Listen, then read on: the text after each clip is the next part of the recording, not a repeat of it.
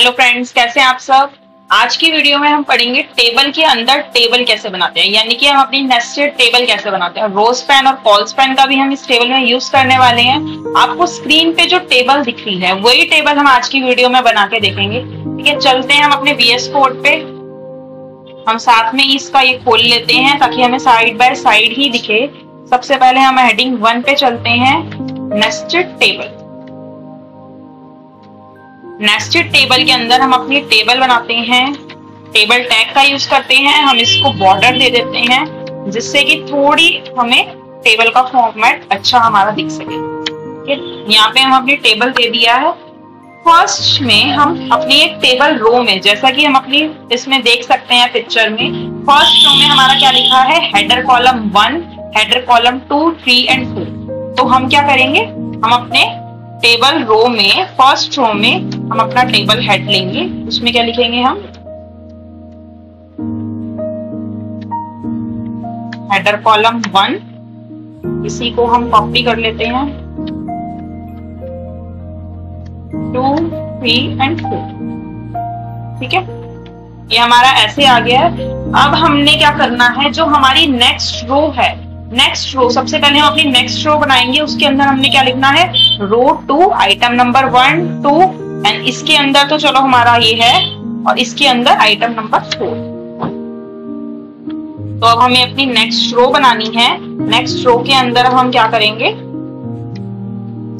जो हमारा फर्स्ट है उसमें हम कैसे लिखेंगे, टेबल डेटा के अंदर हम क्या लिखेंगे, रो 2 आइटम 1। ठीक है, नेक्स्ट के अंदर हम क्या लिखेंगे, रो 2 आइटम 2। देन अब जो हमारा नेक्स्ट है, अब आप ध्यान से देखो इसके अंदर, यानी कि जो हमारा रो 2 में ही इसके अंदर ये 2 कॉलम्स जो हैं कंबाइन हो रखे हैं। हमारी ये रो 1, ये जो हमारी रो 2 है और जो रो 3 है, इसको कंबाइन करके एक चीज बनाई गई है। तो अब हम इसमें क्या यूज करेंगे, रो स्पैन या कॉल स्पैन। अब ध्यान से देखो, हमारी इसमें 2 रोज को कंबाइन किया गया है, तो हम अपनी 2 रोज को कंबाइन करने के लिए रो स्पैन का यूज करेंगे। तो हम इसमें टीडी के अंदर क्या लिख देंगे, रो स्पैन 2, जिससे कि अब हम इसमें जैसा कि हमारा लिख रखा है रो 2, देन इसके अंदर नेस्टेड टेबल 1। ठीक है, ये हमारा आ गया। लेकिन अब हमें इसके अंदर एक और टेबल भी बनानी है, यही हम करने वाले हैं आज हम। अब हम नेस्टेड टेबल कैसे बनाएंगे, इस टीडी के अंदर आप ध्यान से देखो, रो 1, रो 2, रो 3 हेडर, देन उसके बाद आइटम्स। तो हमने क्या करना है, अब हम इसी टीडी के अंदर हमारा एक और टेबल टैग का यूज करेंगे, जिससे हम बोलते हैं हमारी नेस्टेड टेबल। इसके अंदर अब टेबल के अंदर फर्स्ट टेबल रो में, फर्स्ट टेबल रो में फ्रेंड्स ध्यान से देखो, फर्स्ट टेबल रो में रो 1 हेडर और आइटम लिखा है, यानी कि जो हमारा फर्स्ट होगा वो हम TH लिखेंगे टीडी की जगह, क्योंकि ये बोल्ड है। और जो सेकेंड होगा वो हम क्या लिखेंगे, TD। ठीक है, तो हम उसी की हेल्प से करने वाले हैं। जो हम फर्स्ट लिखेंगे वो हम क्या लिखेंगे, रो 1 का हेडर। अब जो हम नेक्स्ट लिखेंगे वो क्या है, आइटम, TD आइटम। इसको हम बॉर्डर दे देते हैं, सॉरी ये मैंने यहां पे दे दिया।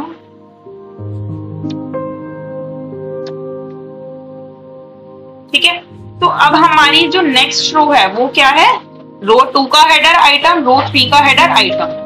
आपको इतना तो समझ आ ही गया होगा। पहले हम क्या करते थे, हमारी जो फर्स्ट रो होती थी हम उसी में ही सारे हेडर बनाते थे, जिससे हमारी टॉप पे हेडर्स आते थे। इन्होंने क्या किया है, इन्होंने लेफ्ट साइड सारे हेडर्स ले लिए, सेकेंड साइड आइटम ले ली। तो जो हमारी टेबल रो बनती जाएगी वो हमारी सेम बनेगी। टेबल रो के अंदर जो हमारा फर्स्ट होगा वो हमारा टेबल हेडर होगा, देन TD, यानी कि आइटम की जगह हम क्या लिखेंगे, TD। अब अगर हम इसी को कॉपी कर लें, रो 3, देखो अब हमारी ये क्या बन गई है, हमारी जो है इसके TD के अंदर, यानी कि हमारा एक पर्टिकुलर सेल के अंदर हमने एक नेस्टेड टेबल बना दी है। अब हम अपनी इस इस जो है ये टेबल टैग ये हमने किसके अंदर बनाया था, इसके अंदर। ये हमारा ये पूरा टीडी था, ठीक है। अब हमने हमारी जो सेकंड रो चल रही थी उसी के अंदर हमें फोर्थ कॉलम बनाना है। फोर्थ कॉलम मतलब ये वाला, ये कॉलम बनाना है, रो 2 आइटम 4 और सेकंड लाइन वाला। तो हम अपना फिर से एक टीडी ले लेते हैं। इसके अंदर हम क्या लिखेंगे, रो 2 आइटम 4, नीचे लिख रखा है, हम ब्रेक टैग का यूज करेंगे जिससे कि नीचे आए, और सेकंड लाइन, ठीक है। तो अब हमारा ये वाली रो कंप्लीट हो गई है। देन हम उसके बाद क्या करेंगे, थर्ड रो में चलेंगे। ये वाली जो रो थर्ड है, अब फ्रेंड्स इस रो में हमें ध्यान रखना है कि हमें अपना ये वाला सेल हमें क्रिएट नहीं करना है, क्योंकि हमने ऊपर वाले सेल में हमने रो स्पैन का यूज किया था। थर्ड रो में हम अपने फर्स्ट कॉलम में क्या लिखा है, यहाँ पे रो 3 नेस्टेड टेबल 2। हम एक न्यू रो क्रिएट करेंगे, उसके अंदर जो टीडी होगा फर्स्ट टीडी, उसके अंदर हमने क्या लिखा, रो 3 नेस्टेड टेबल 2, ठीक है। अब हम इसके अंदर जो नेस्टेड टेबल बनी हुई है वो मैं अभी आपको बाद में दिखाती हूँ बना के। पहले हम क्या करते हैं, हमने एक टीडी बनाया, देन हम उसके बाद नेक्स्ट टीडी बनाते हैं। उस नेक्स्ट टीडी के अंदर देखो हमारा क्या लिखा है, रो 3 आइटम 2, रो 3 आइटम 2। देन हमें इधर वाला टीडी बनाने की जरूरत नहीं है, ये ऑलरेडी कंबाइन हो गया है।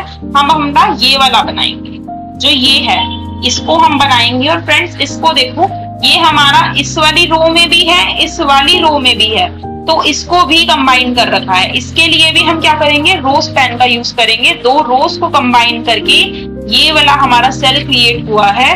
तो अब हम क्या करेंगे, इस जो हम नेक्स्ट टीडी बनाएंगे उसके अंदर हम रो स्पैन का यूज करेंगे। और इसमें क्या लिखा हुआ है, देखो रो 3 आइटम 3, रो 3 आइटम 3, ठीक है। अब ये हमारी थर्ड रो क्रिएट हो गई है। बस अब हम थर्ड रो में हमने एक चीज नहीं की, हमने क्या करा, अपनी नेस्टेड टेबल नहीं बनाई। तो अब हम अपनी नेस्टेड टेबल बनाएंगे, जो हमारा फर्स्ट टीडी था, यानी कि ये वाला। इसके अंदर हम टेबल टैग का यूज करेंगे। टेबल टैग का यूज करते टाइम बॉर्डर बट लिख लेते हैं, ठीक है। अब उसके अंदर हमने क्या करना है, इसमें भी अगेन वही चीज है, लेफ्ट साइड हेडर है, राइट साइड हमारी आइटम लिखी है।